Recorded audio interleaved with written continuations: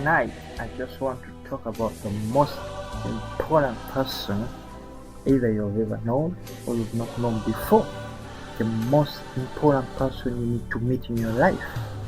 He's a person, he hears, he listens, he speaks, he talks, he's full of love, but much more, he's the most powerful person you can ever meet in your life. Ladies and gentlemen, allow me to introduce to you the Holy Spirit, or you can call him the Holy Ghost, or in my language, Umoyo Mtukufu. The Holy Spirit is the very most important person you can ever meet in your life. Man, he is a person. At the same time, he is God. He is God, but he is a person. He has got feelings. He has got emotions. He hears. He listens. He loves to talk to people.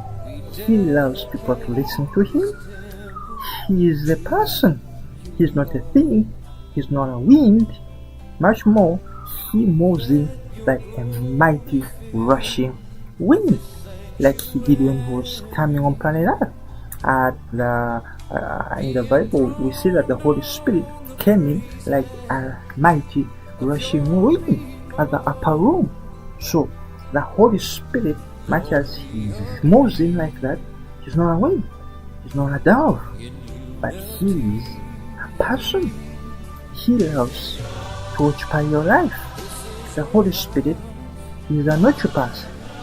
He occupies your life. He sits in your lives, and he makes your body the living temple of God. You need the Holy Spirit. The Holy Spirit is the wisdom itself you're looking for. The Holy Spirit is the one that creates you. Where God is, creation happens. You're now looking for wealth, you're looking for health, you're looking for wisdom. He is exactly those things you're looking for. He is the wisdom itself.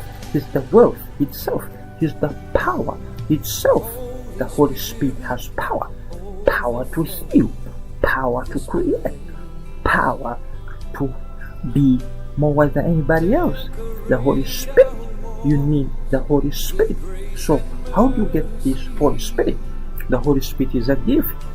It's a gift received from God. So a gift, you never work for a gift. Sometimes even a gift comes in as a surprise. But the Holy Spirit is no longer a surprise. It is a gift that was given to us by the Father through a prayer of Jesus, so that we can receive this person, the Holy Spirit. Jesus depended on the Holy Spirit. All the prophets in the Old Testament depended on this powerful person, the Holy Spirit. What about you? You need the Holy Spirit. He's a person, he listens, he feels, he has emotions, he has will. You need to receive this gift. It's all about receiving. You don't need to pray for it, because the Bible says, and Jesus prayed that we may receive the gift that comes from the Father. So Jesus already prayed for this gift, and the gift already came in. So you don't pray to the Father to give you what he has already given to you. He has already given us the Holy Spirit. So we don't need to pray to the Father to give us the Holy Spirit. We need to pray to the Father so that we may receive this gift that is given to us by the Father through Jesus Christ. But it has to start by giving your life to Jesus Christ. You have to give your life to Jesus Christ. Giving your life to Jesus Christ is when you reach a moment where you have acknowledged that whatever happened at the cross, whatever happened at Calvary, it was because of you. Jesus came and paid the price. Jesus came and became the curse, because the Bible says, "Cast is the root that is put on the cross." So you are no longer a curse. Jesus became a curse on your behalf. So you must accept that Jesus became a curse, that Jesus paid whatever you're supposed to pay for. God will be a liar to say that he has forgiven us because the glory had fallen short after Adam had sinned. So there had to be a person to pay for our sins. because death had already come to humankind. But God loved us so much. And Jesus accepted, oh my God, Jesus accepted to pay the price. He had to come in as a man in this world, and he paid the price. So you have to reach a moment of accepting what happened at the cross. That is what we call repentance. Repentance is when you acknowledge, you come to a moment where you acknowledge whatever happened at the cross happened for you, and it makes sense for you. That is repentance. Repentance is not just saying, I'm sorry, Father, I'm sorry, God, I'm sorry. You must reach that level of acknowledging and believing of what happened at Calvary. It really happened, and it happened for you. So after accepting Jesus as your personal Lord and Savior, now you are entitled to receive the Holy Spirit with no waiting. My God, there is no waiting. As long as you can accept Jesus Christ, you are entitled to receive the Holy Spirit there and then. He must fill you there and then, and He will fill you. It all starts like that, so simple as that. Accept Jesus as your Lord and Savior, and you will receive this wonderful gift, the power of the Holy Spirit. My dear friends, the Holy Spirit is power. Everyone in the world is looking for power. People are working a lot of money because they want to have power. They want to rule over. They want to subdue nations. But you cannot subdue anything without the power of the Holy Spirit and the blood of Jesus Christ. So the Holy Spirit is the most important person in your life. You need the Holy Spirit. He's the most powerful. He's the most loving. He's our counselor. He's our guide.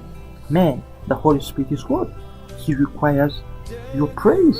The way you praise God, the way you honor God, the way you give glory to God, is the same one. He needs praise. He needs to be lifted high because He's God. But one thing, He's so gentle. He's so gentle. Once you accept Him, He comes in. You ignore Him, He looks on and waits and keep on waiting and keep on waiting till when you can say, Holy Spirit, come into my life. It all starts with, dear Holy Spirit, come into my life. I will receive you in Jesus' name. So once the Holy Spirit comes upon you, there must be a significant sign. You receive Jesus by faith. Now the Holy Spirit, there must be an outward sign. So it will begin by shaking, it will begin by speaking in other tongues, as the Holy Spirit gives you utterance. So that's what the Bible says. The Holy Spirit is the most important person you ever need in your life. All the decisions you want to make in life will depend on your obedience to the Holy Spirit. All the money you need, all the wealth you need, all the health you need is one decision away of accepting His gift of the Holy Spirit. When He comes in your life, He will turn your life around 180 degrees, and you'll never be the same again. You must accept God to make you an arrow. Because how do you become an arrow? Remember, at Calvary, Jesus was crucified, was put on the cross, but He was nailed. And who was the nail? We were the nails. We nailed our God on the cross. But what happened? When Jesus had died, they removed the nails and they put them down. So some Christians, after accepting what happened on Jesus Christ, they are like those nails. The Master left Calvary, but some Christians are still nails at Calvary. They are rusting there. They have been eroded into the soul, back where they came from. Remember, iron comes from the soul. So some Christians are rusted, some Christians are back in the soul and are still at Calvary. Man, you must determine to become an arrow. So how do you become an arrow? Because when these nails were cracked out of the body of Jesus Christ, what happens? Jesus said, go and wait in the upper room. Then wait in the upper room. So as a nail, you need to accept to get where the furnace is. The furnace is at the upper room. That's where you are set. That's where you're fired up. That's where you're heated up and turned into an arrow. So as long as you can become an arrow, heated up, fired up in the furnace of the Holy Ghost, then the Master, our God, will put you in a bowl and he will send you, shoot you for a breakthrough. Because remember, an arrow, once hits a target, you can only break through. If you want to survive it, you break through. So your breakthrough is becoming an arrow. And how do you become an arrow? By accepting to be an arrow. Get to your cross through repentance, accept to get to the upper room, receiving the power of the Holy Spirit, and turn you into another man. Breakthrough. You need the Holy Ghost.